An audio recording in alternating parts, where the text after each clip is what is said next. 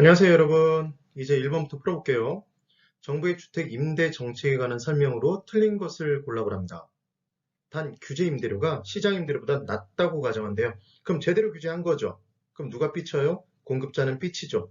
그래서 공급량을 늘려요, 줄여요? 줄이고, 잘 만들어요, 대충? 대충 만들어요. 그래서 질적 수준이 떨어지죠. 제일 중요한 건 낮다라고 가정했다는 게 포인트예요. 1번, 주택 바우처. 주택 바우처가 있어요. 주택 바우처는 뭐냐면, 주택 임대료를 지불해 주는 대신, 임대료를 보조해 주는 대신 식권 비슷한 거, 주거권이겠죠. 그걸 줘요. 그러면 그 부분을 임대인에게 지불하게 되면 임대인이 나중에 지자체를 찾아가서 주는 거예요. 그럼 돈으로 바꿔줍니다. 그러니까 일종의 임대료 보조라고 생각하시면 되겠어요. 그래서 임대료 보조 정책의 하나이다. 실제로 서울시에서 시행한 바가 있어요. 2번, 임대료 보조금 지급은 저소득층의 주거 여건 개선에 기여할 수 있다. 임대료 보조를 받은 만큼 좀 더 좋은 집에 들어가 살 수 있게 되잖아요. 그렇죠? 그리고 또 하나는 보조를 받은 만큼 실질적인 소득이 증가하기 때문에 그 임대료를 주택 임대료로만 쓰도록 한정 지은 경우에도 다른 재화의 소비도 증가할 수 있다. 증가할 수 있었어요. 그래서 예를 들어 소득이 100만 원인 사람에게 20만 원 주택 임대료를 줬어요. 주거비로만 사용하래요. 그러면 총 소득이 실질적인 소득이 120이 된 거잖아요. 그러니까 다른 소비 여력이 커지겠죠. 주의를 해두세요. 그 다음 3번. 임대료 규제는 장기적으로 민간 임대주택 공급을 위축시킬 수 있다. 누가 삐쳐요? 공급자는 삐칩니다. 당연히 공급량이 줄겠죠.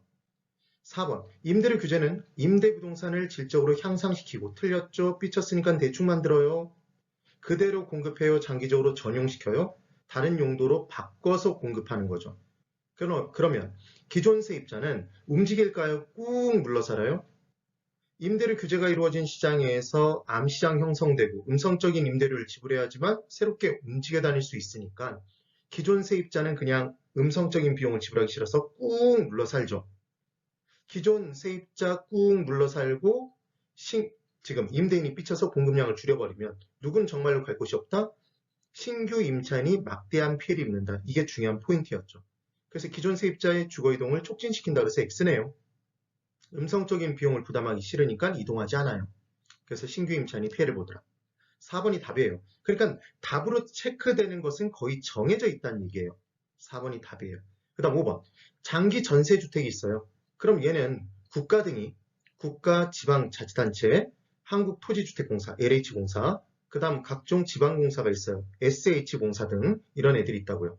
임대할 목적으로 건설 또는 매입한대요. 그러니까 지금 국가 등등을 제가 국가 등이라고 얘기를 했죠. 건설하거나 스스로 짓거나 아니면 사들여요. 그 다음에 20년의 범위에서 전세 계약의 방법으로 지금 장기 전세 주택이니까 장기가 몇 년 이상? 20년. 20년의 범위네요. 20년 이상이 아니라 전세 계약의 방식으로 공급하는 임대주택이에요. 이 정도를 기억해 주시면 돼요. 그래서 1번은 지금 틀린 답이 4번입니다. 그 다음 2번. 임대주택에 관한 설명으로, 정책에 관한 설명으로 틀린 것을 골라보래요. 1번. 임대료 보조 정책은 저소득층의 실질 소득 향상에 기여할 수 있다? 기여할 수 있었죠. 2번. 임대료 상한을 균형가격 이하로 규제하면 제대로 규제했죠. 그래서 공급자 삐쳐서 공급량 줄이고 가격이 내려갔으니까 수요량은 증가해요. 초과 수요 발생하죠. 그때 수요와 공급이 탄력적이면 탄력적일수록 가격 변화에 대해서 더 많이 변화할수록 초과 수요 커졌던 거 기억하시면 돼요. 그때 초과 수요인데 임대주택의 공급 과잉이라고 그랬으니까 X잖아요. 뭐만 기억해도 이 문제 풀 수 있죠? 공급자 삐치면 공급량을 늘린다, 줄인다? 줄인다. 잘 만든다, 대충 만든다? 대충 만든다. 이게 제일 중요한 핵심이라고요. 2번이 틀린 답이네요. 3번. 임대료 보조 정책은 장기적으로 임대주택의 공급을 증가시킬 수 있다. 시장은 만들어달라는 것을 만들어달라는 양만큼 만들어줍니다. 그럼 임대료 보조를 임대인에게 해주면 기존 임대인이 쪽 빨아먹죠. 그 보조금을 초과이윤을 누려요. 경쟁 나타나요. 신규 공급의 증가가 나타나네요. 임대인에게 보조해주면 임차인에게 이번엔 보조해주면 임차인이 그 돈을 갖고 오겠죠. 유효 수요의 증가. 누가 쪽 빨아먹어요? 기존 임대인이. 초과이윤을 누려요. 경쟁 나타나죠. 신규 공급 증가하네요. 그러니까 보조를 받으면 좋아해요, 싫어해요? 임대인은? 좋아하죠. 그러니까 공급량을 증가시킨다고요. 임대료 규제를 당해요. 그럼 좋아요, 싫어요? 싫으니까 공급량을 줄인다고요. 그게 포인트예요. 4번. 정부의 규제 임대료가 균형 임대료보다 낮아야 만약에 높은 수준을 규제하면 시장에 아무 변화도 없었죠. 균형점의 변화가 없으니까. 절대로 초과 공급이 발생하는 거 아닙니다. 그래서 균형 임대료보다 낮아야 저소득층의 주거비 부담 완화 효과를 기대할 수 있다. 당연하죠. 5번. 임대료 규제란 주택 임대인이 일정 수준 이상의 임대료를 임차인에게 부담시킬 수 없도록 하는 제도 맞네요. 네. 그래서 2번은 2번이에요. 그 다음 3번. 부동산 조세에 관한 설명으로 틀린 것을 골라보랍니다. 다른 조건은 불변이래요. 1번. 부동산 취득 단계에서 부과되는 조세로 뭐뭐가 있다 이렇게 얘기를 했어요. 근데 인지세가 중요한 건 아니에요. 취득세가 중요하지. 자, 이제 들어갑니다. 부동산 갖고 하는 단계를 따져보면 3단계예요. 부동산을 취득해요. 가지고 있어요. 보유. 그 다음 팔아요. 양도죠. 그럼 각각의 단계별로 어떤 세금을 내야 되냐면 취득하면 취득세 내죠, 여러분? 그럼 그때 등기 등록해야 되니까 등록 면허세를 내겠죠? 되셨어요? 그럼 보유 단계에서는 너 재산 보유하고 있네? 재산세. 종합적으로 부동산 많이 갖고 있네? 보유하고 있잖아. 종합부동산세. 양도했네요. 그럼 양도 차익이 발생하면 양도가액과 취득가액의 차이가 발생했는데 걔가 이익이에요. 그게 양도 차익이죠. 그럼 양도소득에 대해서 때리는 세금이 양도소득세죠. 그래서 이 세금들을 국세와 지방세로 구분할 때 국가는 큰 금액을 갖는다고 그랬죠. 종합부동산세 몇 천만 원, 억대로 나올 수도 있다는 얘기를 했잖아요. 사회적 화두죠, 지금. 그러니까 국가가 가져요. 양도소득세 몇 천, 몇 억씩 두들겨 맞아요. 그러니까 국가가 가져요. 국세예요. 취득세, 등록세, 재산세 그에 비하면 훨씬 작아요. 그러니까 누가 받아요? 지방자치단체가 지방세가 되는 겁니다. 이해되셨죠? 그런데 이제 이 부분만 나오는 게 아니라 오징어가 있으면 항상 따라오는 게 있죠, 여러분. 오징어 다리라고 누구는 얘기하던데 오징어 다리는 오징어에 포함되어 있어요. 땅콩이 따라오죠. 그래서 오징어와 땅콩을 기억하시면 돼요. 오징어가 본세예요, 본세. 그 본세에 부과되는 세금이 있어요, 땅콩으로. 이게 부가세입니다. 부가가치세 아니에요. 배트맨세 아닙니다. VAT 아니라는 거 기억하세요. 얘는 본세에 부과되는 세금인 거예요. 그래서 본세의 세액을 과세 표준액으로 해서 때려지는 거죠. 그러면 지방 교육세 그리고 농어촌 특별세가 대표적인 부가세인데 각각 취득 보유 양도에 각각의 세금들의 어떤 똘마니가 지금 땅콩이 달라붙는지를 기억하시면 돼요.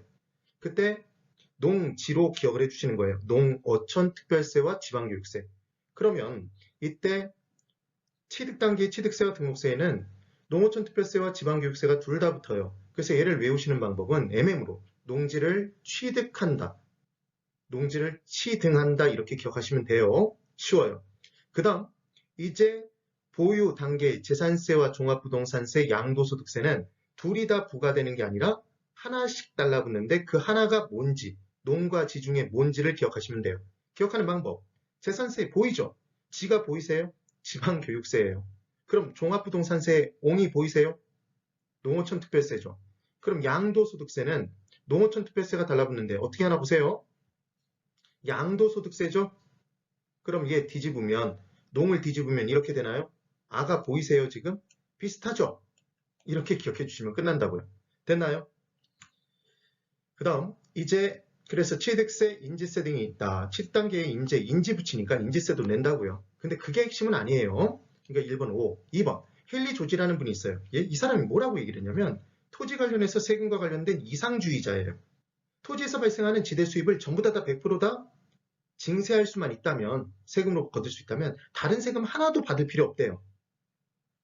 하나만한 소리죠. 그래서 이때 토지에서 발생하는 지대 수입을 100% 징세할 경우에 토지세 수입만으로 재정을 충당할 수 있기 때문에 토지세계의 모든 조세는 철폐하자고 주장하였다. 주장했어요. 그런데 우리 시험에 이 헨리 조지라는 분이 가끔씩 지문으로 떠요. 정답으로 체크된 역사는 한 번도 없습니다. 왜? 중요도가 떨어지거든요. 그냥 지문에 빌려오는 거예요. 3번. 집가 상승에 대한 기대가 퍼져 있는 상황에서 투기를 막기 위해서 이제 투기가 발생하겠죠. 그럼 수요가 막 증가할 거예요. 그때 투기를 방지하기 위해 양도소득세를 중과 때렸어요. 그러면 부동산, 토지를 갖고 있는 사람 입장에서는 팔게 되면 양도소득세를 거의 다 뜯겨요. 그럼 팔까요? 안 팔아요. 그럼 공급이 얼어붙겠죠. 동결돼요. 됐나요? 그러면 지금 수요는 증가한 상태에서 공급이 없으면 당연히 가격은 올라가겠죠. 집가가 상승하죠. 집가가 하락한다 그래서 X네요. 됐나요? 이 개념을 기억해 두셔야 돼요. 그러니까 지금 3번이 왜 틀렸는지 아셔야 됩니다. 그 다음 4번. 조세의 전가가 있었죠. 내 책임인데 누군가에 떠넘기는 걸 책임의 전가라고 해요. 그럼 세금 부담은 재산세, 재산이 있으니까 재산 보유한 사람에게 때린 세금이에요? 임대인이 내야 되겠죠. 그런데 임대인은 재산세가 공급하는 데 들어가는 비용이란 말이에요. 자기 입장에서. 그럼 재산세가 더 많이 부과가 되면 자기 혼자 부담하고 싶어요? 떠넘겨요? 떠넘겨요. 누구에게? 수요자, 임차인에게. 되시나요? 양도인은 양도소득세가 공급 비용이라고요. 그럼 양도소득세가 중과되면 자기 혼자 부담해요? 떠넘겨요? 떠넘겨요. 누구에게? 수요자, 양수인에게. 그때 떠넘겨지는 정도는 뭐에 따라 달라져요? 수요와 공급의 상대적 탄력성의 크기. 그래서 상대적 힘이 약한 사람이 더 많이 부담하게 된다고요. 이게 중요한 포인트였습니다. 그래서 납세 의무자에게 세금을 부담하는 사람이죠.